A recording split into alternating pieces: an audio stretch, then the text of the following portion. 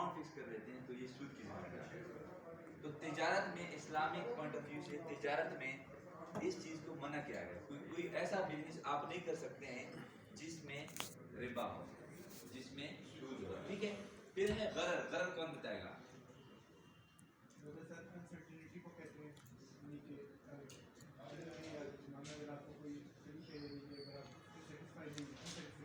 Uncertainty کو بولتے ہیں. ایگزیکٹلی انسرٹینٹی کو کہتے ہیں غرر. انسرٹینٹی سے مراد یہ ہے کہ ایک چیز اگر انسرٹن ہے یعنی ڈیفائنڈ نہیں ہے. اس کی ایگزامپل یہ ہے کہ فار ایگزامپل ایک باغ ہے, ایک باغ ہے اور اس میں درخت لگے ہوئے ہیں, اس کے اوپر پھول بھی لگے ہوئے ہیں, لیکن وہ ابھی کنورٹ نہیں ہے. جیسے مثال کے تو سیب کا باغ ہم کہہ دیتے ہیں. ٹھیک ہے. تو سیب کے باغ میں درخت لگے ہوئے ہیں, اس کے اوپر پھول بھی لگے ہیں, لیکن وہ کنورٹڈ نہیں ہے سیب میں. تو انسرٹن ہے کہ پتہ نہیں یہ کنورٹ ہوں گے کہ نہیں. تو ایک انسرٹن سچویشن کو آپ اس باغ کو بیچ سکتے ہیں, لیکن اس میں جو لگے ہوئے پھولوں تک آپ اس کا اماؤنٹ لے سکتے ہیں نا. اب اس کے اوپر جو بعد میں میوہ آئے گا اس کی چیز آپ نہیں لے سکتے ہیں, اس کی قیمت رسیو نہیں کر سکتے. یا دوسری ایگزامپل اس کی یہ کہ ایک اس کو نہیں, اس کو آپ خرید نہیں سکتے, بیچ سے پرچیز نہیں کر سکتے. یا ایک یوں سمجھے گائے ہے یا بھینس ہے, اس کے پیٹ میں بچہ ہے, اب آپ اس کی قیمت نہیں لے سکتے ہیں, وہ ابھی تک ایگزسٹ نہیں کر رہا ہے. ٹھیک ہے. تو یہ کیا ہے؟ انسرٹن سچویشن ہے. سیم یہاں پہ اگر ایگزیکٹلی اگر آپ انشورنس کی طرف آئے تو انشورنس میں ہم کہتے ہیں کہ جو موت ہے وہ ابھی تک ایگزسٹ نہیں کیا ہے, تو آپ سیل اور پرچیز موت کی رسک ٹرانسفر کر رہے ہیں, یہاں پہ پرچیز سیل کر رہے ہیں, تو وہ نہیں ہے.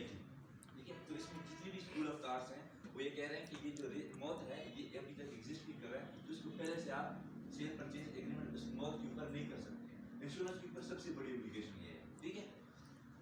تو یہ انسرٹن سچویشن کو کہتے ہیں, جو کہ انسرٹینٹی جو بھی ہوگی وہ اسلام میں منع ہے. اور انشورنس اور تکافل میں یہی چیز ڈفرینشیٹ کر رہی ہے تین چیز کے. ان تینوں چیزوں کو تکافل کے نظام میں ایلیمینیٹ کیا گیا ہے. ٹھیک ہے.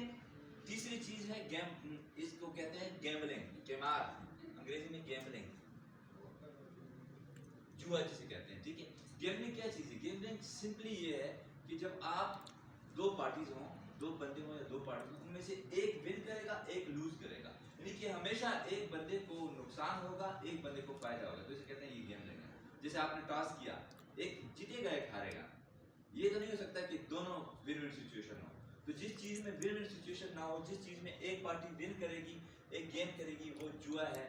اور جوا جو ہے وہ بھی اسلام میں ٹریڈنگ میں تجارت میں منع گیا. تو یہ تین چیزیں, تینوں چیزیں جو ہیں انشورنس میں کہیں نہ کہیں پہ ایگزسٹ کر رہی تھی. یہ تینوں چیزوں کو, یہ تو گیم ہے. دیکھیں اس میں ون کرتا ہے, لیکن اس میں کوئی سٹا بازی اگر کریں آپ, دو پارٹیاں, دو پاکستان اور انڈیا کا میچ ہو رہا ہے اور آپ کہتے ہیں کہ جس میں سے انڈیا جیتے گا یا ایک کی طرف آپ سٹا لگا دیتے ہیں, پھر تو وہ گیم نہیں ہوگی. لیکن وہ دونوں آپس میں کہہ رہے ہیں, ان کے بعد ان کو ڈسٹریبیوشن ہوتی ہے, ان کو صرف انعامات ملتے ہیں, تو وہ تو کچھ بھی چیز نہیں ہے, وہ تو گیم.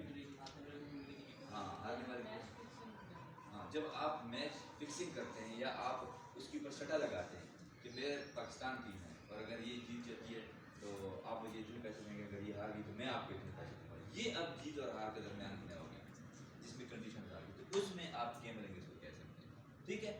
تو یہ ساری چیزیں تو ہوگی انشورنس اور تکافل. لیکن مجھے جو ٹاپک احتشام بھائی نے کہا تھا میں اس کی اوپر بات کرنا چاہوں گا. یہ تو میرا خیال ہے بیسک سب کو سمجھ آ گئی ہوگی کہ تکافل اور انشورنس میں فرق کیا ہے.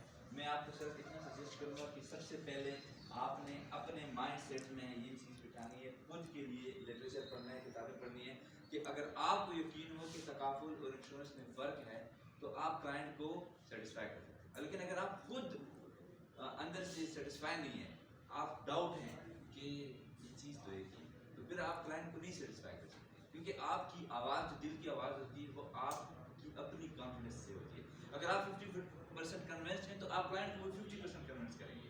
اگر آپ 100% کنوینسڈ ہیں تو آپ کلائنٹ کو بھی 100% کنوینس کریں گے, کیونکہ اندر سے بات آئے گی. تو پہلے پرسنل سیلف سیٹسفیکشن ضروری ہے کہ آپ سیٹسفائڈ ہیں کہ نہیں. کوئی آپ کو مارکیٹ میں کہ یار وہی انشورنس ہے, آپ کہیں گے ہاں سر ہے تو وہی نہیں. آپ اسے کہیں کہ سر دیکھیں آپ کر لے گا انالیسس, بے شک آپ لائر ہیں, آپ ڈاکٹر ہیں, لیکن آپ نے تکافل کے حوالے سے سارے انفارمیشن آپ سے لی. یاد رکھیں آپ کو جو انفارمیشن ہے وہ کسی ڈاکٹر, کسی وکیل, کسی جج کے پاس نہیں ہے, کیونکہ جس کا کام اسی کو ساجے. ٹھیک ہے. تو وہ اگر بہت بڑا سی اے چارٹرڈ اکاؤنٹنٹ بیٹھا ہوگا تو آپ کا کانفیڈنس یہ ہونا چاہیے کہ اس کو نہیں ہی ایسے ہے، اس کو اپنی چارٹر سے کانفیڈنس